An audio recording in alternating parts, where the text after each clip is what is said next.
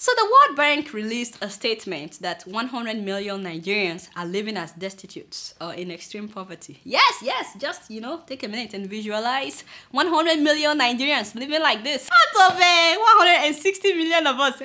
Seriously, how did they come up with these numbers?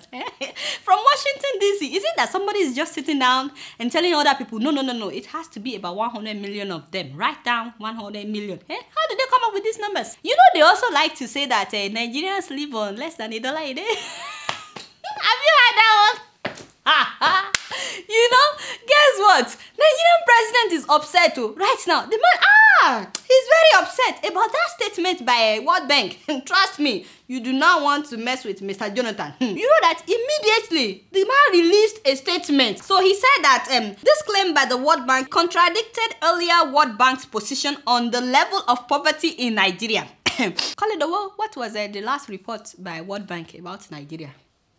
Oh, well, okay. So yes, they ranked us 147 out of 189 when it comes to the places you can do business, and when it comes to countries where you can do business. I don't think that is impressive. And not only that, if you take a look at that article very well, they ranked Nigeria out of 189 countries. They ranked Nigeria as 185th in terms of electricity stability. Seriously, Mr. President, I would not call that progress. Which is why I personally don't see why you are upset, Mr. President. Honestly, it looks as if you are the last person to realize that the World Bank is not our friend. We've been saying it for a long time now, but you kept pretending as if they care. Remember when I interviewed you in New York, I was asking you about the $1 billion that you are trying to invest in stock and bonds here in America. I said, Mr. President, why can't we invest this money in Nigeria, to fix our road or something? And remember what you told me now? That is one thing we have done, that all the professionals, both World Bank, IMF, AFC and other institutions that manage finances all over the world appreciate that the government has a focus.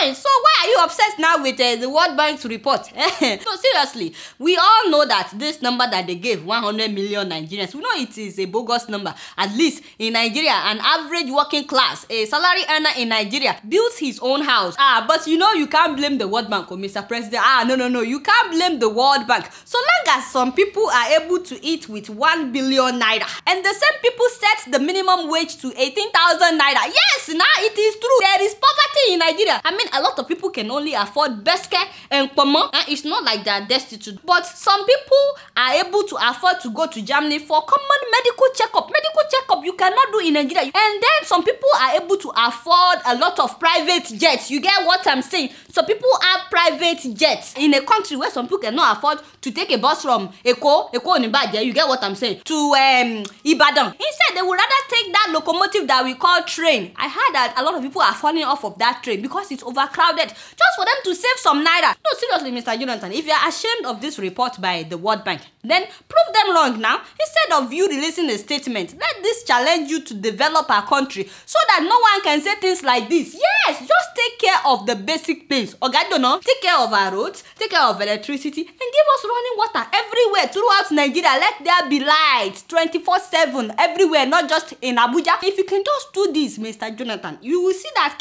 they won't write this kind of report about us anymore. And then, for God's sake, please, can you upgrade our learning institutions so that students can go back to school? Since July, Mr. President, universities have closed down since July in a democratic country. That is all that we are asking. You get what I'm saying? World Bank, you too. Your wahala too much. You see, now you've upset my president. What is your problem now? Maybe it's because of you that Mr. President was sick in London. Yes, did you guys hear that he was sick in London? Mr. President was sick. They had to rush him to Nigeria for good medical treatment because, electricity is not stable in London, and their hospitals, sometimes they are not well equipped like the ones that we have in Ijebu-Ode and Oshodi. You get what sorry, I think I'm mixing two things now. I meant to say that he was treated in London. Yes, London, because Nigeria is yet to have an hospital that can treat a president or a first lady. Yes. So as I was saying, Mr. President was sick, but he's doing okay now. World Bank, you are upsetting my president. Please, what is your problem? Where do you get your statistics from? Why can't you discuss poverty in America? Because right here in New York, there are homeless people. Thank you, Adeola, for putting up those pictures. My people, these are pictures you won't see in American movies. These are homeless people, beggars, destitutes, right here in America. Because every country has its own now. But you know, when a country has taken care of basic amenities, it minimizes poverty. Now, Mr. President, that is how it works. Feel better. Just keeping it real.